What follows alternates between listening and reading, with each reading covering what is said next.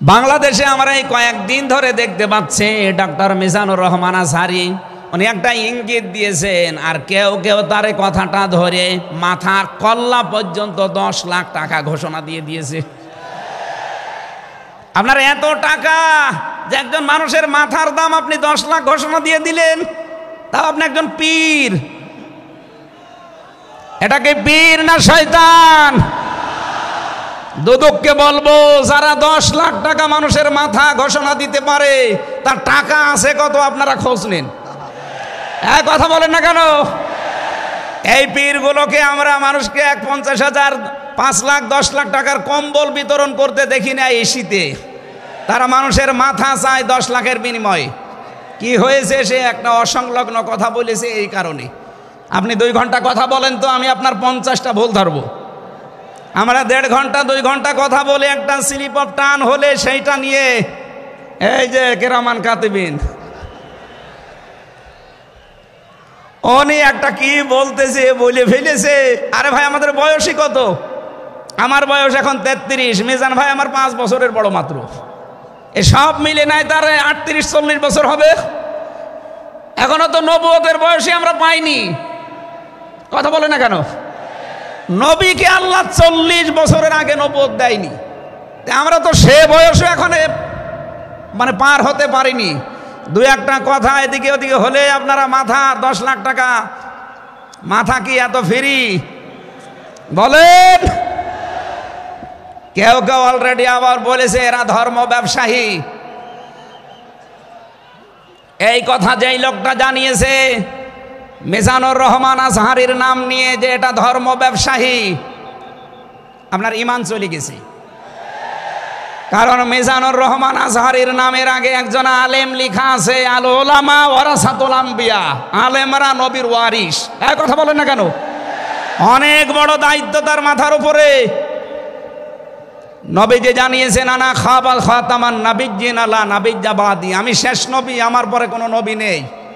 এ কথার ভেতর একটা ইঙ্গিত আছে, নবী শেষ, তারপরে নবী নেই। অথচ আদম নবী থেকে শুরু করে হযরত ঈসা নবী পর্যন্ত আমরা দেখেছি এক নবী শেষ হওয়ার পরে আর এক নবীর উপরে এ দায়িত্ব এসে পড়তো। উম্মতের দায়িত্ব ভার নবীরা নিত, কিন্তু এখন তো নবী নেই। যেহেতু ওনার ঘোষণা আমার পরে আর কোনো নবী নেই, আমি শেষ নবী, এই হিসাবে নবীজি জানিয়েছেন আল উলামা ওয়ারাসাতুল আম্বিয়া, আমি থাকবো না কিন্তু আলেম থাকবে, এরাই আমার ওয়ারিস, এরাই আমার স্থলাভিষিক্ত। নবীর উপরে কথা বললে যেমন আমল আখলাক আল্লাহ নষ্ট করে দেয়, আলেমদের বিরুদ্ধে আলেমদের উপরে কারো যদি কথা যায় তার পেছনের আল্লাহ সব নষ্ট করে দেবে। অহুম লা ইয়াশউরুন, কখন যে নষ্ট হয়ে যাবে আপনি টেরও পাবেন না।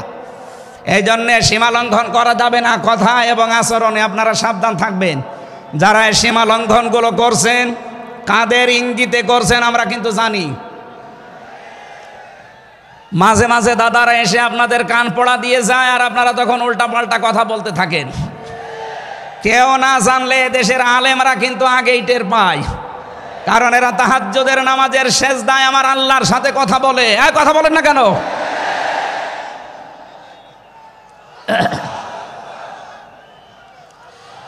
ঠিক আছে, এই জন্য যারাই যা কথা বলবে না কেন কারো কান পড়ায় কান দিয়ে সীমা লঙ্ঘন করবেন না। আমি আশা করি কি বোঝাতে চাই আপনি বুঝেছেন। নেতৃত্ব দিতে হলে সীমার ভেতরে থাকবেন। 3 নম্বরে আমি পেয়েছি সূরা কাহফের 28 নম্বর আয়াতে যে গাফেল হওয়া যাবে না যারা নেতা হবে। অথচ এই দেশে আমরা দেখি এই 54-53 বছরে যারা নেতৃত্ব দিয়েছে অধিকাংশগুলোই গাফেল। আল্লাহর এই কোরআন সম্পর্কে তারা গাফেল, মানবতার সম্পর্কে তারা গাফেল ছিল। 4 নাম্বারটাই বেশি সূরা নিসা, এইটা আমার মনে হয় না বলাই ভালো। না, এইটা বললে সমস্যা আছে। আমি শুধু আয়াত বলে দিচ্ছি, বাড়ি যে মিলান আমি বাংলাও বলবো না। সূরা নিসা 5 নাম্বার পারার 2 নাম্বার পৃষ্ঠার 11 নাম্বার লাইনের 34 নাম্বার আয়াত।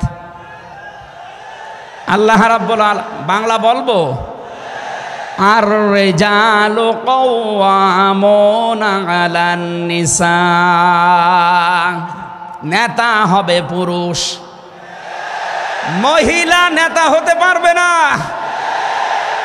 এটা একটু আস্তে বলেন, আমার ভয় করে। এই জন্য আমরা সামনে যারা নেতা হবে তারা যেন পুরুষ হয়। কথা বলেন ঠিক কিনা? নবীজি জানিয়েছেন লা ইউফলিহা কওমুন, ওই জাতি কখনো সফল হতে পারে না সেই জাতির নেতৃত্বে কোনো মহিলা বসে আছে। আমার এই হাদিসটা 100% বিশ্বাস হয়। আপনাদের না 98%? এই হাদিস 100% বিশ্বাস করেন কারা? দেখি লিল্লাহে তাকবীর। এই দেখেন তো, হাত তোলেনি কে? আলহামদুলিল্লাহ। ঠিক আছে, বসেন বসেন বসেন, তাফসীর মাহফিলে বসেন।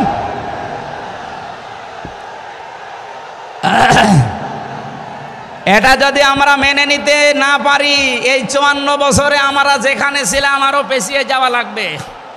এই জন্য আমরা সামনে এগিয়ে যেতে চাই। কোরআনের সূরা নিসার 34 নম্বর আয়াত, সামনে যদি নেতা হয় পুরুষ মানুষ হবে ইনশাআল্লাহ। আরো জোরে বলেন ঠিক কিনা? 5 নাম্বার পেয়েছি সূরা বাকারা 124 নম্বর আয়াত, কোন জালেম নেতা হতে পারবে না। আমাদের জাতির পিতা হযরত ইব্রাহিম আলাইহিস সালামকে দিয়ে আল্লাহ উদাহরণ দিয়েছেন। আপনি সূরা বাকারার 124 নম্বর আয়াতটা পড়ে নেবেন। সুতরাং যারা জালেম হবেন সামনে তাদের নেতৃত্বে আসার দরকার নেই, আপনি ভিক্ষা করে খান। এক কথা বলেন না কেন? আমরা অনেককেই দেখতে পাচ্ছি এই যে দ্বিতীয় স্বাধীনতার পর থেকে অনেকেই জুলুম আরম্ভ করেছেন। আপনারা থামবেন। আমরা সবাই মাজলুম এই দেশে, শুধু ওই 14 দল বাদ দিয়ে। সুতরাং আমরা এই মাজলুমগুলো যেন আবার জালেম হয়ে না যায়, তাহলে নেতৃত্ব দেওয়ার যোগ্যতা আমরা হারিয়ে ফেলবো। আল্লাহ যেন আমাদেরকে বাঁচান, বলেন আমিন। সূরা বাকারা আয়াত নাম্বার 208। আমরা একটা মাত্র আয়াত থেকে আজকে তাফসীর করার জন্য বসছি। আমার নির্ধারিত সময় পর্যন্ত যাব।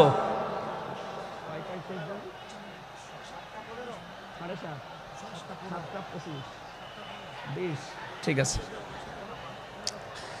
জবান খুলে দিয়ে আগে পড়ে না, আউযু বিল্লাহি মিনাশ শাইতানির রাজিম, বিসমিল্লাহির রহমানির রহিম, ইয়া আইয়ুহাল্লাযীনা আমানু দুখুলু ফিস সিলমি কাফা। এ পর্যন্ত থাক।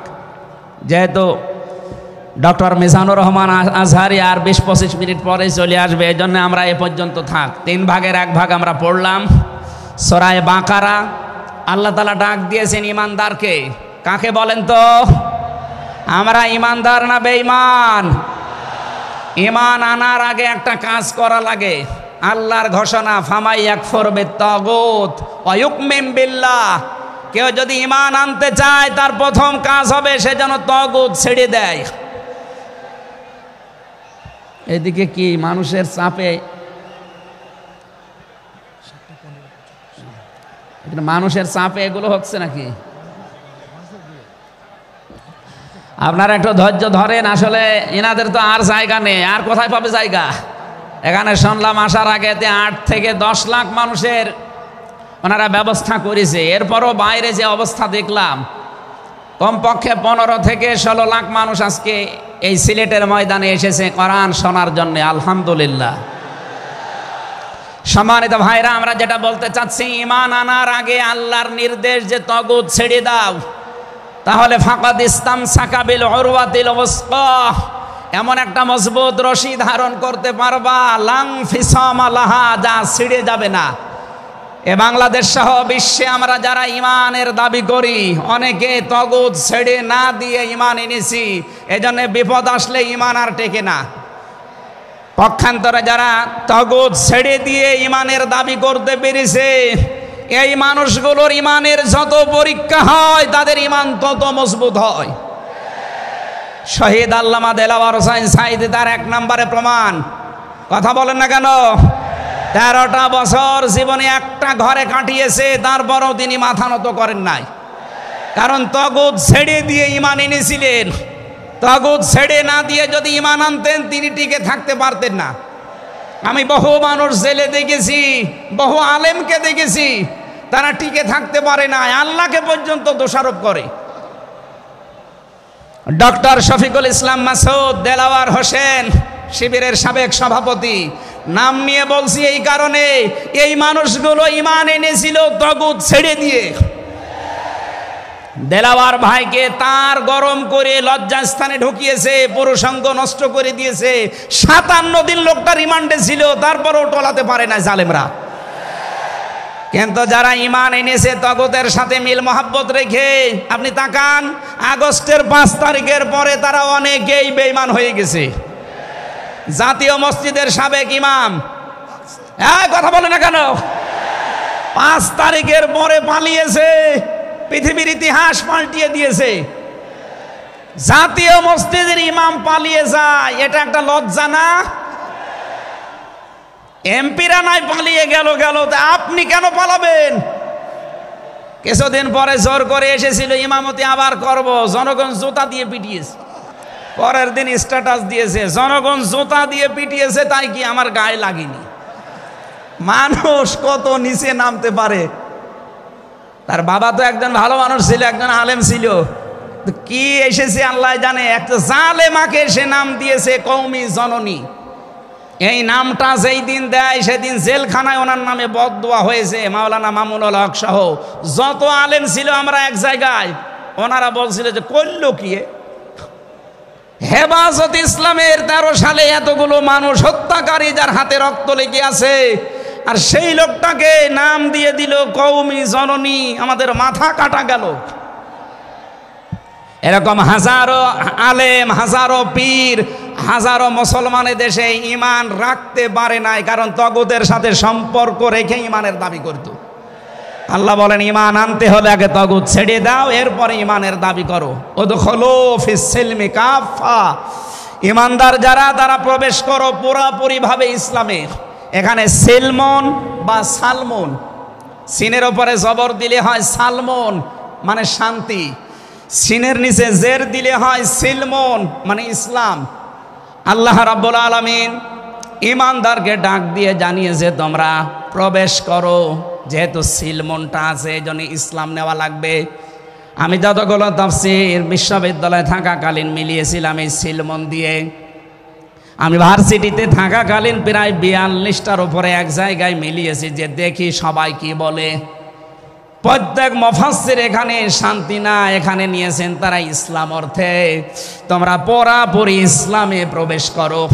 এখন আমরা যদি প্রশ্ন করি পুরাপুরি ইসলামে প্রবেশ করার অর্থ কি, কোরআন শরীফ থেকে আমরা ব্যাখ্যা বিশ্লেষণ দিয়েছি যে 5টা বিষয় যখন দেখবেন আপনার ভেতরে আছে, তখন বুঝবেন আমি পুরাপুরি ইসলামে প্রবেশ করেছি। জোরে বলেন সুবহানাল্লাহ। আমি তাফসীর থেকে যে নোটগুলো নিয়ে এসেছি তার 1 নম্বরে আপনি যখন দেখবেন যে আপনি আত্মসমর্পণ করে ফেলেছেন, 2 নম্বরে আপনার ভেতরে ইখলাস তৈরি হয়েছে, 3 নম্বরে আপনার বিশুদ্ধ আকীদা তৈরি হয়ে গেছে, 4 নম্বরে আপনার চরিত্র উন্নত হয়েছে, 5 নম্বরে আপনার লেনদেনের স্বচ্ছতা এসেছে। এই 5টা কাজ যখন আপনি দেখবেন তখন মনে করবেন যে আমি ইসলামে পরিপূর্ণ প্রবেশ করেছি। এখন বলেন তো আপনার কি 5টা কাজ পরিপূর্ণ হচ্ছে? আত্মসমর্পণ 1 নম্বরে আপনাকে করা লাগবে আমার আল্লাহর সামনে। কার সামনে? এটা দেখিয়েছেন আমাদের জাতির পিতা হযরত ইব্রাহিম। ইয ক্বালা লাহু রাব্বুহু আসলিম ক্বালা আসলামতু লিরাব্বিল আলামিন। সূরা বাকারা 1 নম্বর পারা 19 নম্বর পৃষ্ঠা 7 নম্বর লাইনের 131 নম্বর আয়াতে আছে। এটা ইবনে কাসিরে পাবেন। আল্লাহ পাক বলেন আত্মসমর্পণ করো। উনি গাছের মাথায় বসে কোড়াল দিয়ে কাঠ কাটছিলেন, ডাক দিয়ে বলে মাবুদ এখানে বসে আত্মসমর্পণ করব কি করে? আল্লাহ পাক বলেন আত্মসমর্পণ এখানে খতনা করে আত্মসমর্পণ করো। গাছের মাথায় তিনি কোড়াল দিয়ে খাতনা করে বললেন আমি মহাবিশ্বের প্রতিপালকের কাছে আত্মসমর্পণ করলাম, স্যালেন্ডার করলাম।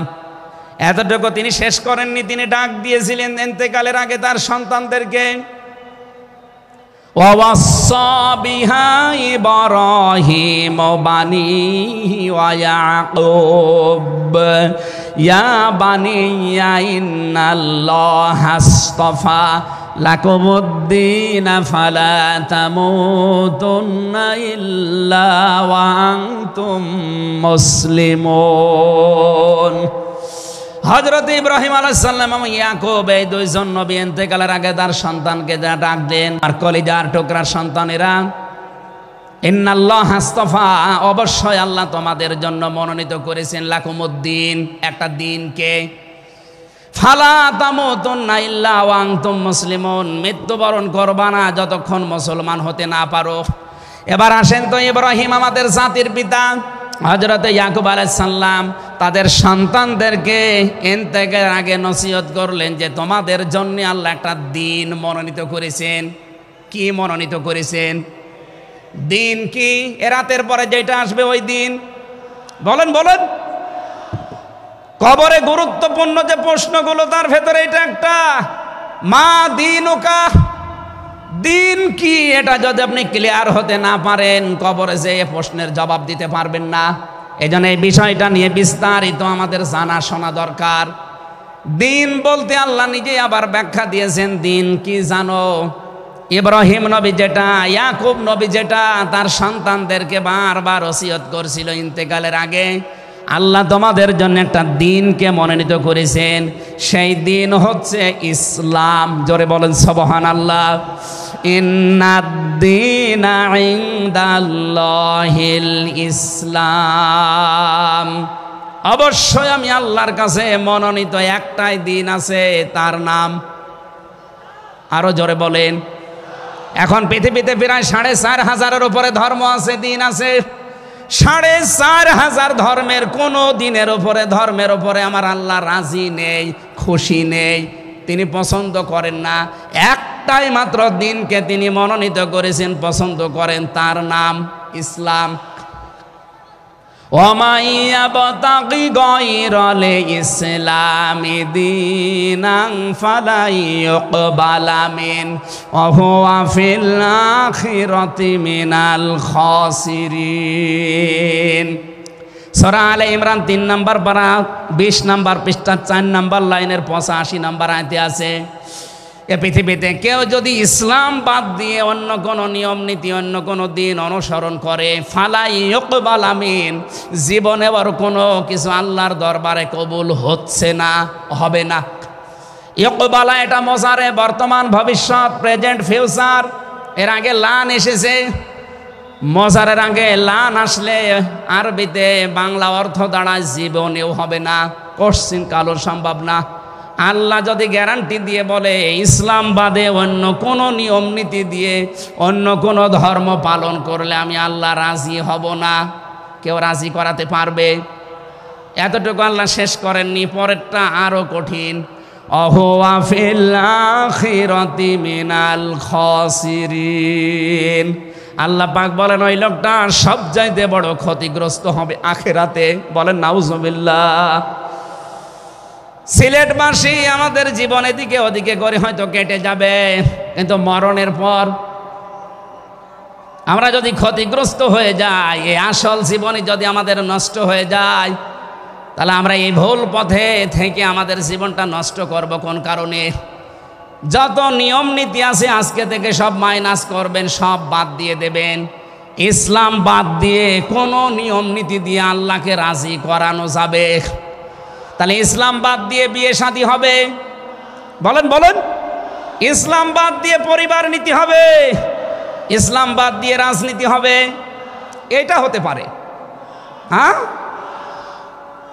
কিছু মানুষ এখন কথায় আরম্ভ করেছে যে উঠলে আপনি রাজনীতির কথা বলেন। আরে ভাই, রাজনীতি যদি কোরআনে না থাকতো আমি ওই আয়াতটাই পড়তাম না। এর ভেতরে নামাজের কথা মাত্র 82 জায়গায় আছে। কয় জায়গায়? বলেন বলেন। রোজা রাখা ফরজ মাত্র 1 জায়গায় আছে। হজ করা ফরজ মাত্র 1 জায়গায় আছে। আর রাজনীতি কোরআন দিয়ে করা লাগবে এটা 903 জায়গায় আছে। সুবহানাল্লাহ বলতে পারেন না? পুরা কোরআন শরীফ আমি যতটুকু পড়েছি আমার এতটুকু আয়ত্ত হয়েছে। নামাজের চাইতে, হজের চাইতে, যাকাতের চাইতে সব চাইতে বেশি আলোচনা দিয়েছেন আল্লাহ রাজনৈতিক বিষয়ে। তো সেইটা যদি আমি বলতে না পারে, আমি কি রামায়ণ থেকে, গীতা থেকে আপনাদের আলোচনা শোনাবো? এজন্য সাফ কথা, দিন ইসলাম, ইসলাম বাদ দিয়ে অন্য কোনো নিয়ম নীতি মানা যাবে না। আমি সেদিন যশোরে এক কলেজের অধ্যাপককে, বিসিএস ক্যাডার উনি, ওনাকে বলেছিলাম আপনাকে জোর করি না স্যার, আপনি শুধু আমার ধর্মীয় গ্রন্থ এই কোরআনে কারিম একটু বুঝে বুঝে পড়েন। 3 মাস সময় দিলাম আপনাকে। 3 মাস পরে, যেহেতু জ্ঞানী মানুষ, 3 মাসের পরে দেখি মুসলমান হয়ে গেছে। এই জন্য অন্য ধর্মের যারা আছেন, রেকর্ড হচ্ছে, আপনাদেরকে আমরা জোর করব না, আমাদের ধর্মে জোর নেই। লা ইকরাহা ফিদ্দিন, আমাদের ধর্মে জোর আছে, জবরদস্তি নেই, জোর নেই। এই জন্যেই তো 850 বছর এই এলাকা মুসলমানরা শাসন করেছে, একটাও মন্দির ভাঙে নাই। অথচ আমরা আমাদের প্রতিবেশী রাষ্ট্রে দেখতে পাচ্ছি এরা অনেকগুলো মসজিদ অলরেডি ভেঙে দিয়েছে, ধোয়া তুলে। ওরা বলছে 500 বছর আগে এখানে নাকি মন্দির ছিল। বিশ্বের মানুষেরা দেখি মাটির নিচে তেল পায়, গ্যাস পায়, আরে শয়তানরা শুধু মাটির নিচে মন্দির পায়। আপনাদের পূর্বপুরুষেরা আল্লাহর ঘর ভাঙতে এসে কাঁচ ফিম মাকুল হয়ে গেছে। আমরা দেখতে পাচ্ছি আগামীতে আল্লাহর ঘর, মসজিদগুলো ভেঙে দেওয়ার কারণে আল্লাহ নিজে কিন্তু প্রতিশোধ নেবে, কাঁচ ফিম মাকুল আপনাদেরও বানিয়ে দেবে ইনশাআল্লাহ। এই জন্য প্রতিবেশী হিসাবে সতর্ক করলাম, যদি ভালো লাগে মেনে নিন, ভালো না লাগলে নিজের পায়ে নিজে কোড়াল লাগান। আমার কথার অর্থ বোঝেননি? সুতরাং পৃথিবীতে দিন ইসলাম বাদ দিয়ে কোনো ধর্ম সব মানুষের বানানো তৈরি করা। অন্য ধর্মের মানুষদেরকে আমরা চ্যালেঞ্জ করছি, আহ্বান জানাচ্ছি, আমাদের এইটা পড়েন, লা ইকরাহা ফিদ্দিন লা রাইবা ফি যালিকাল কিতাবু লা রাইবা ফি। কোনো সন্দেহ নেই, সন্দেহের অবকাশ পর্যন্ত নেই। এখানে আসেন, যদি মনটা আপনার ভালো থাকে, টনি বেলারের শালিকা লরেন বুথকে যেভাবে হেদায়েত দিয়েছে আপনাকেও দিতে পারবে ইনশাআল্লাহ। সে আহ্বান রেখে, এখনও যেহেতু 4টা অর্থ ছিল, আপনি যে ইসলামে প্রবেশ করেছেন তার দ্বিতীয় অর্থ আপনি দেখবেন যে আপনার ভেতরে ইখলাস আছে কিনা। আপনি কি লোক দেখানো কাজ করেন না আল্লাহর জন্য করেন, এইটা দেখবেন। 3 নম্বরে আপনার আকীদা শুদ্ধ আছে কিনা। আজ এই দেশের একটা মাসলুম সংগঠনের উপরে একটা তহমত দেওয়া হয় যে এদের আকীদা ঠিক নেই। আপনার আকীদা কত ভালো, আমি নিচে নামলাম না। 4 নম্বরে উন্নত চরিত্রের অধিকারী হওয়া লাগবে, আর এটা নিতে হবে মুহাম্মদুর রাসূলুল্লাহর কাছ থেকে। 5 নম্বরে আমাদের লেনদেন স্বচ্ছ হওয়া লাগবে। আপনারা তাফসীর শুনতে এসেছেন, আমরা বিস্তারিত আর বলতে পারলাম না আজকে, কারণ আমার সময় শেষ হয়ে গেছে। আগামীতে কিছুক্ষণ পরে যেহেতু ডক্টর মিজানুর রহমান আজহারি ভাই আসবে, ওনার কাছে আমরা আরও গুরুত্বপূর্ণ কথা শুনবো ইনশাআল্লাহ। আজকের কথাগুলো আল্লাহ আমাদের জীবনে প্র্যাকটিক্যাল লাইফে আমল করার তৌফিক দিন, আমিন। বারাকাল্লাহু লানা ওয়া লাকুম ফিল কোরআনিল আযীম। আসসালামু আলাইকুম ওয়া রাহমাতুল্লাহ।